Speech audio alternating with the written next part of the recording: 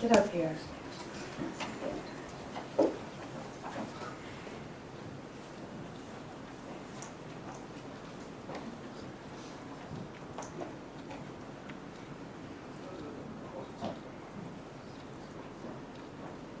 So I wanted all of these amazing agents and prosecutors up here on stage because they have made the largest fentanyl bust in our nation's history. And we're very proud to announce today a historic Sinaloa cartel arrest, and it marks the most significant victory in our nation's fight against fentanyl and drug trafficking to date. This multi-agency operation led by DEA with our local, state, tribal, and federal partners targeted one of the largest and most dangerous drug trafficking and foreign terrorist organizations in our country. The DEA seized 11.5 kilos of fentanyl, including an astounding approximately 3 million fentanyl pills, the largest seizure in our nation's history. These are the pills in the bags right there. The main bottom right, the head of this organization, Sinaloa organization, here in the country illegally, 6 of these guys and women here in the country illegally. His name is Alberto Salazar Amaya. He is the leader, and he was living in Salem, Oregon. With him, they got millions of dollars, cash, cars, but the drugs were in Albuquerque, Phoenix, and Utah. That's how insulated these drug dealer cartel leaders make themselves. This was an incredible operation, and that's why I wanted all of you here behind me. It took months and months of work, investigation, leading up to smaller buys, smaller cases, to get this massive amount of drugs and guns off our streets. $5 million approximately in cash, 35 kilos of methamphetamine, 35 kilos of meth. 7.5 kilos of cocaine, 4.5 kilos of heroin, 49 rifles and pistols, all shown in the pictures. And then, of course, the 3 million pills. These pills were stamped as oxycodone.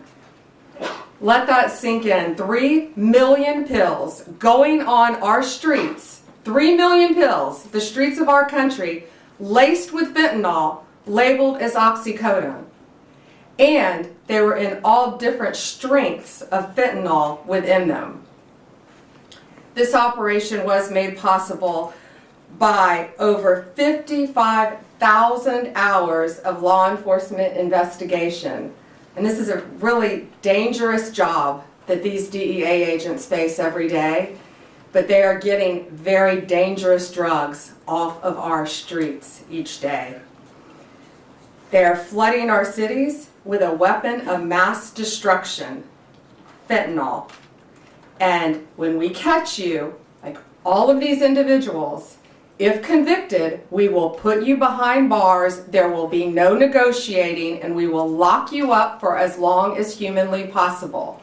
We will not negotiate with those who are killing our family members, including brothers, sisters, daughters, sons, parents, friends. Everyone in this room, I guarantee you, knows someone who has been afflicted with drug addiction, and many who have known someone who has lost a loved one because of this trash on our streets. The precursors are made in China.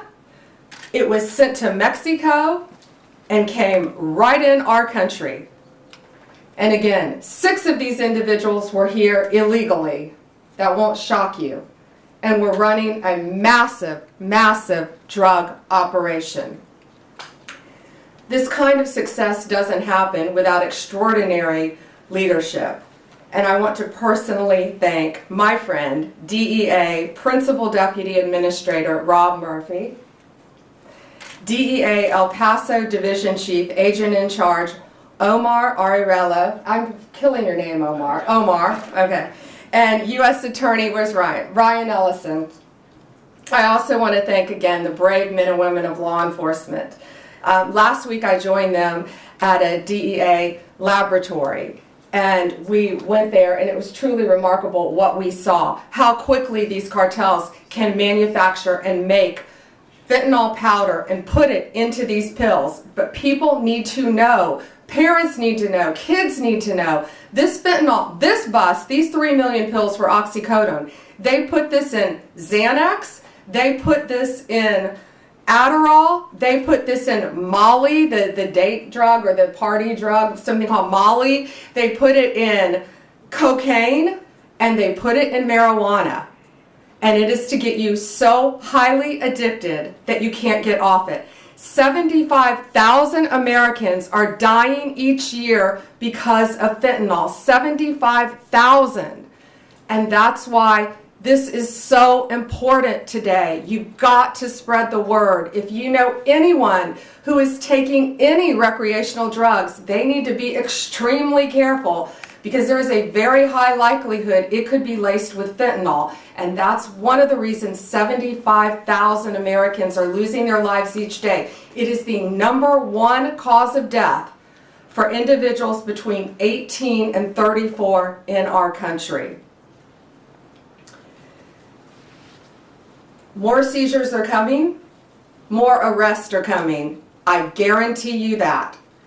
And these dealers, these sellers, these street-level sellers better look out, because we will not be negotiating with you. We will bring you to justice, and we will not stop until this poison is off of our streets in our country. It is my honor to introduce my friend with DEA, Rob Murphy. Thank you again. Thank you, Attorney General Bondi. Good afternoon. First off, I'd like to take a second and thank the men and women at DEA, along with our partners, U.S. Marshals, the IRS, obviously the U.S. Attorney's Office, who made this 6-month investigation happen. Without their tenacity, there was many obstacles that they faced throughout this investigation. And let me reiterate what the Attorney General Bondi said so well. This was a major drug trafficking organization led by Alberto Salazar Amaya, operating in the United States with no regard at all for the disruption to families, addiction, and ultimately death that was probably caused for the distribution. That nearly $5 million in cash represents poison that was distributed throughout at least 6 states that we were able to identify in this country, and who knows where it went when it was sold to that first level. Obviously a major organization. This team was able to infiltrate the organization at every level. We knew how the drugs were being brought into the U.S. We've identified the main players in Mexico who belong to the Sinaloa cartel, who was recently designated by this administration as a foreign terrorist organization. We are exploiting them at every level. We continue to do that. We expect more out of this investigation. Could not be more proud of the men and women that put their lives on the line every day, doing this job, working through the obstacles to make sure that the communities they live in, the communities we all live in, continue to be as safe they can be. So thank you, Attorney General Bondi, for giving us the attention it needs, and look forward to seeing what happens in the future. And so with that, I'd like to introduce U.S. Attorney Ryan Ellison. Well, good afternoon, everyone. My name is Ryan Ellison, and I'm the United States Attorney for the District of New Mexico. I'm going to give you a brief overview of the investigation that dismantled one of the largest and most dangerous fentanyl operations in United States history. This case involved coordinated efforts from federal, state, tribal, and local law enforcement agencies across multiple states. As a result of this ongoing investigation, 16 individuals have been arrested, including the alleged leader, Heriberto Salazar Amaya, an illegal alien from Mexico with 2 prior removals and direct ties to the Mexican cartel. In Albuquerque alone, authorities seized staggering quantities of illegal drugs and assets, including over 2.7 million fentanyl pills, 11.5 kilograms of concentrated fentanyl powder, 7 pounds of methamphetamine, multiple kilograms of heroin and cocaine, 41 firearms, to include ghost guns and weapons modified for automatic fire, more than $600,000 in cash, and numerous luxury vehicles. This sophisticated fentanyl and narcotics distribution network spanned New Mexico, Arizona, Nevada, Oregon, and Utah, and was responsible for distributing lethal narcotics throughout the western United States. The sheer scale and potency of this fentanyl is sobering, with enough lethal doses to kill countless Americans. All defendants face serious federal charges related to conspiracy and distribution of fentanyl, along with additional charges for firearms offenses and immigration violations in certain cases. I would like to thank the DEA's El Paso Division, primarily the Albuquerque Field Office, as well as many other DEA field offices across the western United States, our local and federal partners, and the assistant U.S. attorneys that are prosecuting this case. Together we have sent a clear message. We will not tolerate those who profit from poisoning American citizens. The fight continues, but today our communities are safer with these drugs and criminals off the streets. Thank you.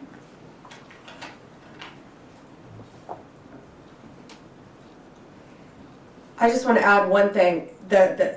I was briefed before this by all of the agencies together, and the coordination with the AUSAs and DEA and the law enforcement agencies is truly remarkable. Thank you all. And again, be safe out there every day. They're out there risking their lives every day to save us and keep us safe. So thank you all. I think we're going to take a couple questions, but we are going to remain on topic today because we are here for something so serious. And I had wanted to walk out first and let you all hold this.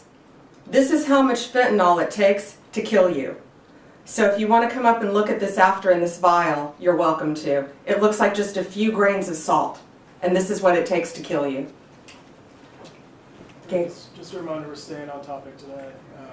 Go ahead.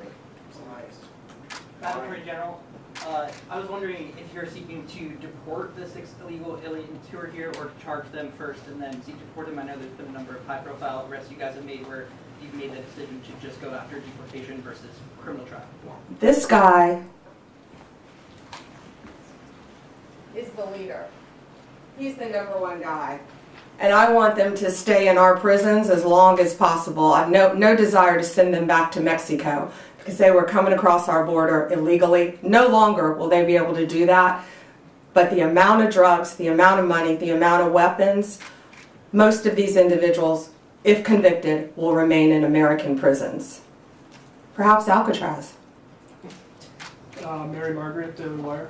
Thank you, Attorney General Bondi. Can you give us more information on some of these individuals up there, and can you also share whether you've had any success in getting the Mexican government to help you extradite any of these cartel members? We will be hopefully working with them on one soon. But yes, Mexico has been cooperating in the past. I think we extradited 29 here to our country to face charges. Some of the top cartel members in our nation's history, some of the worst of the worst. And we brought them here. One, in fact, is at the Kiki Camareno, right? The one, I can't think of his name. He killed Raphael, yeah. He killed Kiki Camareno, a DEA agent in the 80s. And Kiki Camareno's widow and son family had been trying to get this guy back since the 80s and could not do it. And President Trump, working hand in hand with Mexico, was able to get him back to this country. And we spoke to Kiki Camareno's widow and son, and they were both in tears. His son is now a judge, and his son had his father's handcuffs and had them engraved. And I think at some point that monster who tortured and murdered his father will be wearing those handcuffs. But he's now in American custody, along with, I think, 28 others that we were able to extradite with President Trump working with Mexico to stop this really reign of terror and this poison coming into our country. I think we have time for one more. Jake. You said that these individuals will not be deported. Can you tell us any specifics on charges and any specifics on the investigation on how this actually went down, how they were captured? So the investigation is ongoing. I can tell you it was a lot of work, a lot of great police work is all I'll say now. But I don't want to really reveal their sources and methods of how they captured and caught these guys. But what I will tell you, the top guy who I keep pointing to, he insulated himself. He was in Oregon. He had no drugs on him, but he was the leader. He had millions of dollars. He had a Mercedes. He had a truck. He had other things, but he did not have any drugs on him because he was the leader. And that's what these cartels do, whether it's Sinaloa, whether it's MS-13, whether it's TDA. The highest leaders insulate themselves. Just like the TDA guy, you may have been with us in Virginia. When we arrested him, not even half an hour away from here, he didn't have any drugs on him either. That's what they do. They live among us. They live in neighborhoods because they are the top level. So what will the charges be on that? Oh, I'm sorry. Multiple, what are the charges, guys? The multiple drug trafficking, conspiracy to traffic, multiple drug charges. But depending on the time, they need to serve their time in an American prison to keep them off the streets. And who knows where they would go next. They're part of one of the largest drug trafficking organizations and one of the most frightening cartels. Alana, last Go one. ahead. How are you making the decision about whether to put on trial in the U.S. defendants who are living in the U.S. illegally? You said you want this man to stand trial in the U.S., but in another case, someone who was alleged to be a top MS-13 member, the department moved to dismiss that case and is going to deport that person. How are you making that decision about whether to bring? Based on the time that they can receive in prison. These people are all facing substantial charges, maybe that might change down the road, and they all are innocent until proven guilty, if convicted though, they're facing a substantial amount of time in prison. And there's a very big risk, we all know, releasing someone, especially to Mexico. Sending them back to Mexico, who knows? They could attempt to get through our borders, not under Donald Trump, I doubt. But they're also part of a major drug trafficking ring in Mexico. So sending them back to Mexico to continue on with their drug business isn't going to happen under this administration. Thank you guys so much. Thank you all. And if you want to see this, Alana, you may have seen this before, but if you all want to see this, it really puts it in perspective how deadly this stuff is. And that's what I wanted you all to see. Thank you all.